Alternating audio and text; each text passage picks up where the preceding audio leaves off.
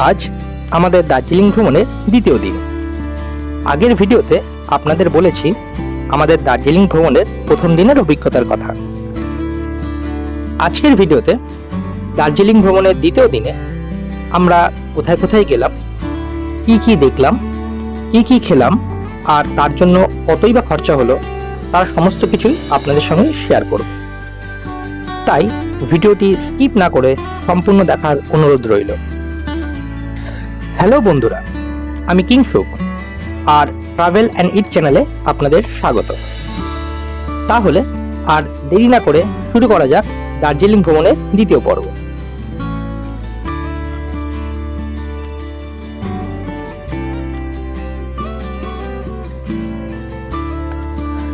দ্বিতীয় দিনের ভোরবেলাতে উঠেই দেখি খুব বৃষ্টি পড়ছে, তাই সকালে উঠে টাইগার হিল যাওয়ার পরিকল্পনাটি বাতিলই করতে হলো, কারণ চারদিকে মেঘ আর কুয়াশাতে ঢাকা, তাই কাঞ্চনজঙ্ঘা দেখা যাবে না। এই বিষয়ে আগেই বলে রাখি, বর্ষাকালে যদি পাহাড়ে ঘুরতে আসেন তাহলে এই রকম সমস্যাতে পড়তেই পারেন, তাই সেই ক্ষেত্রে হিল ভিউ পয়েন্ট হয়তো নাও দেখতে পারেন। এবারে আমাদের ভোরের পরিকল্পনাটি বাতিল হওয়ার পর আমরা সকালে ঘুম থেকে উঠে ব্রেকফাস্ট করে নিলাম। ব্রেকফাস্টে ছিল লুচি, তরকারি, একটি সিদ্ধ ডিম আর একটা মিষ্টি। আমরা ব্রেকফাস্ট শেষ করে বেরিয়ে পড়লাম দার্জিলিং ঘুরতে। আর প্রথমেই গেলাম সাঞ্চল ভিউ পয়েন্ট। এটি পাহাড়ের জঙ্গল এরিয়ার মধ্যে পড়ে। এখানে এন্ট্রি ফি জনপ্রতি 70 টাকা। আর রাস্তাটি ছিল অসাধারণ, চারদিকে জঙ্গল দিয়ে ঘেরা আর তার মাঝখান দিয়েই একাবেঁকা রাস্তা। তখন ঝিরিঝিরি বৃষ্টি হচ্ছিল, বাইরের দৃশ্যটি দারুণ ছিল।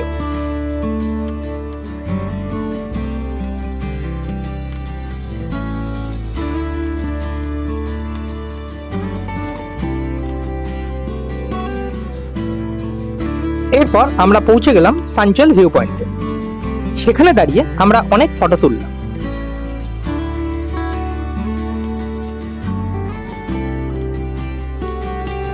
সেখানে ঠিক পাশেই ছিল একটি পাইন মল। সেখানে কিছুক্ষণ সময় কাটিয়ে ফটো তুলে আমরা ফিরে চললাম আমাদের পরবর্তী গন্তব্যের দিকে, ঘুম মনেস্ট্রিতে। এটি খুবই সুন্দর একটি জায়গা। রাস্তার ধার দিয়ে নেমে আসতে হয়। চারদিকে শান্ত আর মনোরম পরিবেশ। সেখানে গেলে মনটা খুবই ভালো হয়ে যায়। সেখানে একটি বিশাল সুন্দর গোল্ডেন বুদ্ধ আছে, আর ভিতরের কারুকার্যগুলি অপূর্ব সুন্দর।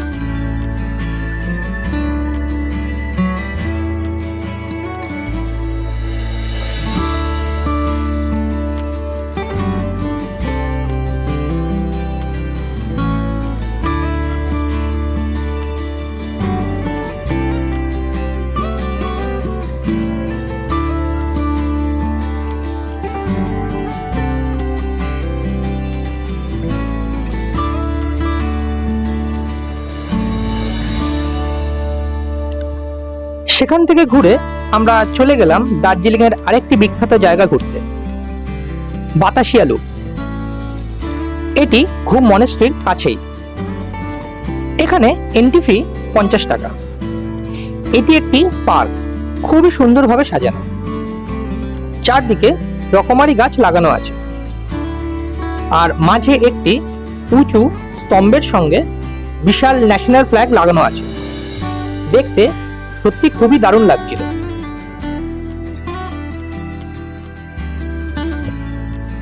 এখানে একটি সুন্দর ভিউ পয়েন্ট ছিল, কিন্তু মেঘের জন্য আমরা দেখতে পারিনি।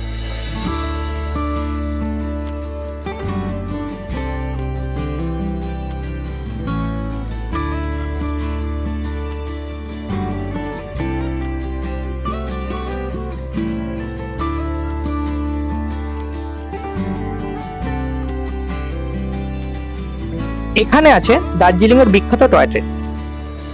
এখানে টয় ট্রেন করে পার্কের চারপাশে আপনি ঘুরে বেড়াতে পারবেন।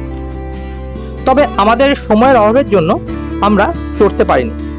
তবে আপনারা গেলে অবশ্যই চড়বেন।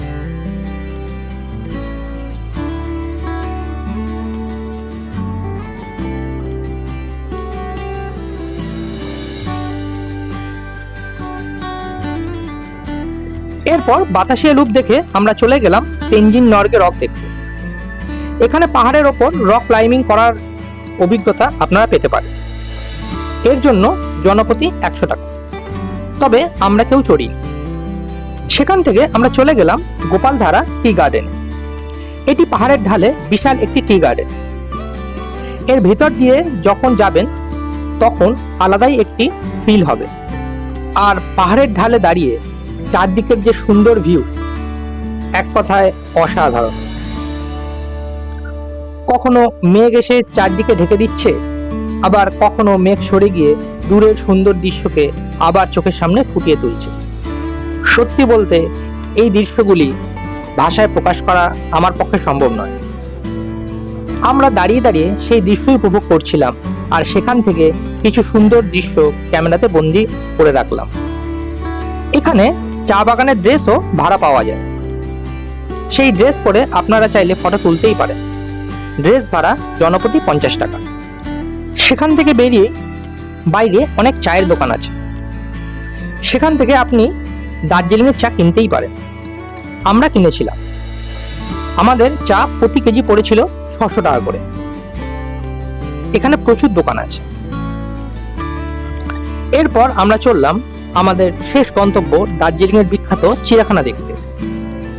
চিড়িয়াখানার প্রবেশ মূল্য জনপ্রতি 110 টাকা, আর ফরেনার হলে 180 টাকা করে পড়বে।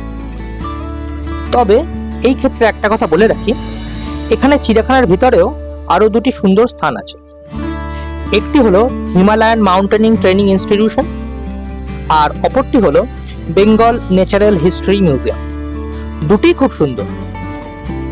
চিড়িয়াখানায় ঢুকে প্রথমেই দেখলাম ভাল্লুক, তারপরে দেখলাম বিভিন্ন প্রজাতির হরিণ। সবগুলি বিশাল খোলা জায়গা জুড়ে ছড়িয়ে আছে। দেখতে খুবই সুন্দর লাগছিল। এগুলি দেখতে দেখতে আমরা এগিয়ে চললাম হিমালয়ান মাউন্টেনিং ট্রেনিং ইনস্টিটিউশনের দিকে। এখানে হিমালয়ের বিভিন্ন শৃঙ্গ সম্পর্কে বর্ণনা আছে, এবং সেই সঙ্গে মাউন্টেন ক্লাইম্বিং এর জন্য যেসব জিনিসপত্র প্রয়োজন তারও জিনিস ওখানে রাখা আছে। আর সেই সঙ্গে বিখ্যাত শৃঙ্গে পৌঁছানো ব্যক্তিদের ফটো আর তাদের ব্যবহৃত বিভিন্ন জিনিসপত্র রাখা আছে। দেখতে খুবই সুন্দর লাগছিল। ভিতরে ফটোগ্রাফি বারণ, তাই ভিতরের কোনো ফটো বা ভিডিও দিতে পারলাম না। সেখান থেকে বেরিয়ে এসে আমরা আবার এগিয়ে চললাম চিড়িয়াখানার অন্য পাশে। আর সেখানে প্রথমেই দেখলাম চিতাবাঘ, তারপর দেখলাম বিখ্যাত রয়্যাল বেঙ্গল টাইগার বিশাল জায়গা জুড়ে ঘুরে বেড়াচ্ছে। তারপর আরো এগিয়ে গিয়ে দেখলাম রকমারি পাখি, আর তার ঠিক পাশেই আছে বেঙ্গল ন্যাচারাল হিস্ট্রি মিউজিয়াম। বিশাল বড় জায়গা নিয়ে রয়েছে। এটি ঘুরে তারপর আমরা চললাম ফেমাস রেড পান্ডা দেখতে। এটি বিলুপ্তপ্রায় প্রাণী, আর এটি একমাত্র এখানেই দেখতে পাওয়া যায়। যখন আমরা গেছিলাম তখন বৃষ্টি পড়ছিল, তাই পান্ডাগুলি সব শেল্টারের নিচে ছিল। আমরা দূর থেকেই দেখলাম। এই চিড়িয়াখানা ঘুরে আমরা ফিরে চললাম আমাদের হোটেলের দিকে। হোটেলে ফিরে আমরা ফ্রেশ হয়ে লাঞ্চ করতে বসলাম। আজকে লাঞ্চে ছিল ডাল, ভাত, ভাজা, তরকারি, কাতলা মাছ, চাটনি ও পাঁপড়। লাঞ্চ শেষ করে একটু রেস্ট নিয়ে তারপরে সন্ধ্যাবেলা গেলাম ম্যাল রোডে। আজ ম্যাল রোড থেকে কিছু কেনাকাটা করলাম। তবে একটা কথা বলে রাখি, ম্যাল মার্কেট কিন্তু 8টার মধ্যেই বন্ধ হয়ে যায়, তাই আপনারা গেলে তাড়াতাড়ি গিয়েই কেনাকাটা করবেন। সেখানে কিছুক্ষণ সময় কাটিয়ে আবার ফিরে এলাম হোটেলে। তারপরে আমরা ডিনার শেষ করলাম। আজকের ডিনারে ছিল ফ্রাইড রাইস, চিকেন কষা, স্যালাড আর একটি তরকারি। তবে রাতের বেলা খুব খিদে পেয়ে যাওয়ায় আমরা ডিনারের ফটো তুলতেই ভুলে গেছি, তাই রাতের খাবারের ফটো দিতে পারলাম না। ডিনার শেষ করে আজকের সুন্দর দিনটি আমরা শেষ করলাম। এই ভিডিওতে একদিনে দার্জিলিংয়ের কোথায় কোথায় ঘুরতে পারবেন আর তার খরচ কত হবে তার সকল তথ্যই দেওয়ার চেষ্টা করেছি। এছাড়া আমাদের দার্জিলিং এর রক গার্ডেনে যাওয়ার কথা ছিল, কিন্তু ধস নামার কারণে আমরা সেখানে যেতে পারি। তাছাড়া পিস প্যাগোডাতেও আমরা যেতে পারিনি বৃষ্টির জন্য। আপনারা কিন্তু সিজন টাইমে এলে একদিনে এই জায়গাগুলি ঘুরে দেখে নিতে পারেন। এর জন্য যখন গাড়ি বুক করবেন তখন সেইভাবেই কথা বলে নেবেন। একদিনে এই সকল স্পট ঘুরতে গাড়ি নেবে 4 থেকে 4,500 টাকার মতো। আর যদি শেয়ারে ঘুরতে চান তাহলেও হয়ে যাবে, তবে সেই ক্ষেত্রে মাথা পিছু 800 থেকে 1000 টাকার মতো পড়বে। এবারে আপনাদের সুবিধা মতো সবকিছু ঠিক করে নেবে।